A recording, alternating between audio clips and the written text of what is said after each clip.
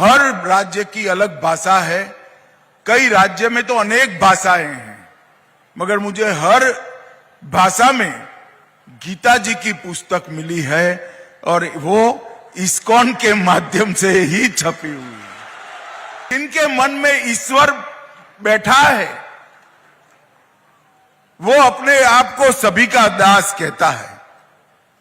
और उन्होंने गुरु की व्याख्या बहुत सुंदर की थी। उन्होंने कहा, जिस दिन गुरु सोचने लगता है कि मैं गुरु हूं, तो गुरु शब्द में से ऊ निकल जाता है और गरु ही बच जाता है। गरु का मतलब जानवर होता है। अगर ये भाव मन में है तो ईश्वर कभी भी दूर नहीं रह सकता। दुनिया की हर वस्तु को श्री कृष्ण की सेवा में लगाना ही वैराग्य है। जब श्री कृष्ण के प्रति भक्ति अचल हो, अनन्य हो, उसके प्रति श्रद्धा दृढ़ हो, तभी रूढ़ियों को तोड़ने का साहस आ सकता है। और उन्होंने ये जो आध्यात्मिक इनोवेशन किया, नवाचार किया, इसके माध्यम से ही आज ये संप्रदाय विश्व के सातों खंडों के आत्माओं के कल्याण के लिए कार्यरत हो पाया है। मैं मेरे सार्वजनिक जीवन में कई बड़े बड़े धर्म पुरुषों को मिला हूं, मन पूर्वक श्रद्धा के साथ प्रणाम भी किया है। मगर मुझे अहमदाबाद में इस्कॉन मंदिर में एक साधु ने बताया कि जब कोई शिष्य उनको प्रणाम करता था तो वो सामने से कहते थे, दासोस्मि, मतलब मैं तुम्हारा सेवक हूं। अगर ये भाव मन में है तो ईश्वर कभी भी दूर नहीं रह सकता। जिनके मन में ईश्वर बैठा है, वो अपने आप को सभी का दास कहता है। और उन्होंने गुरु की व्याख्या बहुत सुंदर की थी। उन्होंने कहा, जिस दिन गुरु सोचने लगता है कि मैं गुरु हूं, तो गुरु शब्द में से ऊ निकल जाता है और गरु ही बच जाता है। गरु का मतलब जानवर होता है। गुरु वही है जो सबके सेवक के भाव से शिष्य को बड़ा करे। छोटे से बड़ा करने वाला ही गुरु होता है। जिसकी समझ छोटी है, ज्ञान छोटा है, इसकी समझ और ज्ञान को बड़े करने वाला ही गुरु है। और मैं आज भक्ति सिद्धांत स्वामी प्रभुपाद को मन पूर्वक कहना चाहता हूं कि आप एक सच्चे गुरु थे और गुरु पद का परिचय भी समग्र विश्व को आपने कराया है। इन्होंने जाति के बंधनों को तोड़ने के लिए भी ढेर सारे काम किए। महाभारत काल के बाद पहली बार भक्ति सिद्धांत प्रभुपाद जी ने, जो जन्म से ब्राह्मण नहीं थे, उनको यज्ञ पवित देकर उनको ब्राह्मण बनने का अधिकार दिया। उन्होंने कई प्रकार की रूढ़ियों को तोड़ा और युक्त वैराग्य की नई व्याख्या समाज के सामने की कि वैराग्य का मतलब दुनिया को छोड़ना नहीं है। दुनिया की हर वस्तु को श्री कृष्ण की सेवा में लगाना ही वैराग्य है। वैराग्य का मतलब अपने अंदर की बुराइयों से दूरी कर देना। वैराग्य का मतलब संसार में सब कुछ छोड़ना नहीं है, बुराइयों को छोड़कर समस्त संसार को श्री कृष्ण की भक्ति में लगाना ही वैराग्य है। और आज ऐसे युग दृष्टा, युग पुरुष,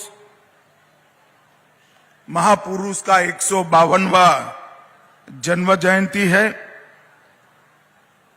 एक प्रकार से कई लोग भक्ति सिद्धांत प्रभुपाद जी को जीवंत विश्वकोश भी कहते हैं।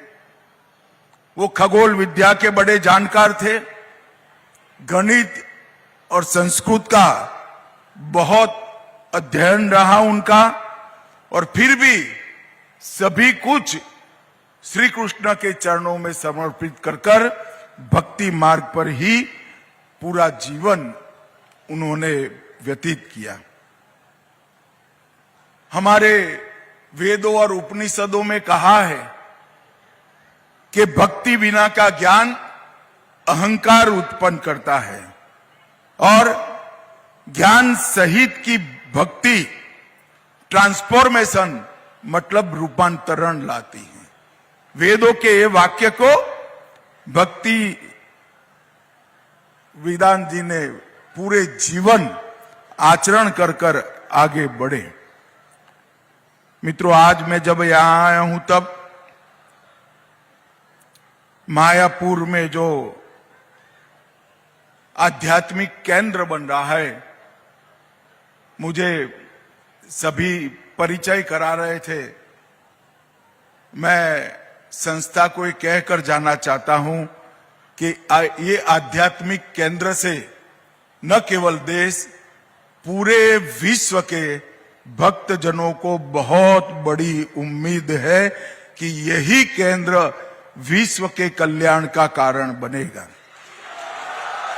और ये मायापुर धाम में बनने वाला ये केंद्र कई युगों तक भक्ति मार्ग का प्रतिपादन करता रहेगा। चैतन्य महाप्रभु, भक्ति वेदांत प्रभुपाद, भक्ति सिद्धांत प्रभुपाद, इनके ढेर सारे सिद्धांतों का ये प्रतिपादन करता रहेगा। और भक्ति सिद्धांत प्रभुपाद जी के जीवन में अनेक बड़े काम हुए, उसमें से सबसे बड़ा काम किया उन्होंने भक्ति वेदांत प्रभुपाद जैसे शिष्य को तैयार कर इस संप्रदाय को आगे बढ़ाया।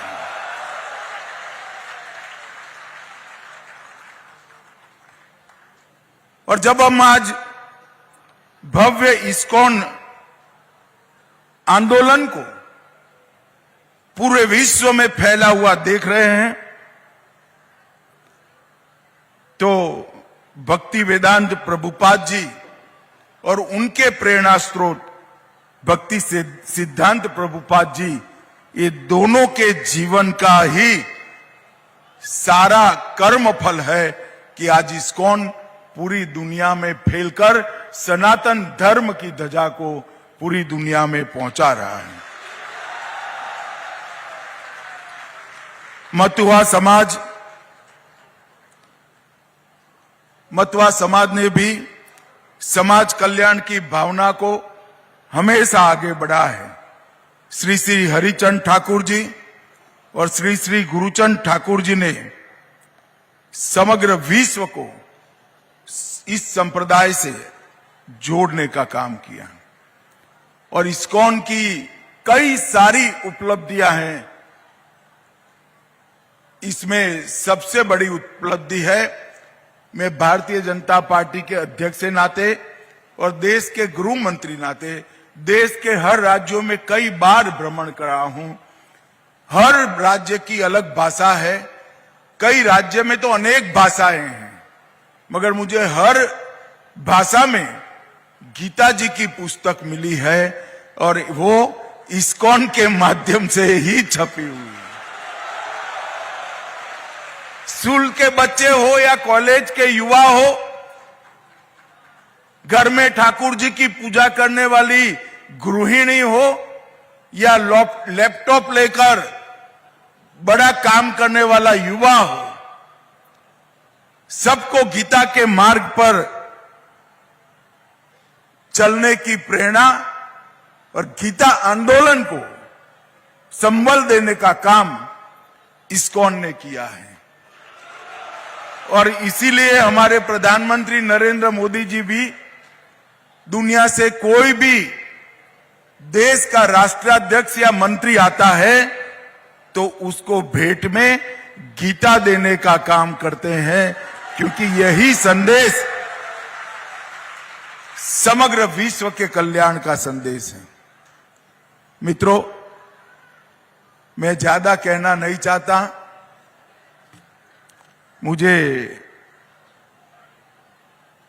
इस्कॉन के बारे में भी ये कहना है कि न केवल भक्ति आंदोलन को मजबूत करना, हमारी परंपराओं का, हमारे शास्त्रों का प्रचार प्रसार करना, इस्कॉन ने सेवा के क्षेत्र में भी बहुत बड़ा काम। कई प्रकार की कुदरती आपदाओं में जब वहां जाकर देखते हैं तो सबसे पहले इस्कॉन का प्रसाद देने का पंडाल लग गया होता है। मुफ्त भोजन वितरण, अस्पताल, स्कूल, कॉलेज, इकोलॉजी की सभी सिस्टम को मजबूत करना और भारतीय उत्सवों को फिर से एक बार युवाओं तक पहुंचाने में इस्कॉन ने बहुत बड़ी ताकत लगाई है और सफलता भी प्राप्त करी है। आज मैं यहां आया हूं बड़े मनोभाव के साथ भगवान नरसिंह के सामने भारत के कल्याण की प्रार्थना कर कर यहां आया हूं। मुझे भरोसा है कि नदिया की ये भूमि पर चैतन्य महाप्रभु जी ने स्वयं लीला करी है। वहां पर अब भक्ति मार्ग का एक बहुत बड़ा प्रचार का केंद्र बन रहा है और जागृत स्थान भगवान नरसिंह का यहां पर है। मुझे विश्वास है कि भगवान नरसिंह हम सब पर जरूर कृपा करेंगे और 2047 तक हम विकसित भारत और सनातन का संदेश पूरे विश्व में पहुंचाने में सफल होंगे। यही मेरी आपको शुभकामनाएं हैं। फिर से एक बार मुझे यहाँ इस कार्यक्रम में सम्मिलित होने के लिए गौड़ीय मठ ने बुलाया, यहाँ उपस्थित रहने का मौका दिया और मेरे विचार आपके सामने रखने का मौका दिया। इसलिए गौड़ीय मठ संस्था का हृदय पूर्वक धन्यवाद करता हूं और अंत में फिर से एक बार आप सब मेरे राम साथ बोलेंगे, हरे कृष्ण हरे कृष्ण कृष्ण कृष्ण हरे हरे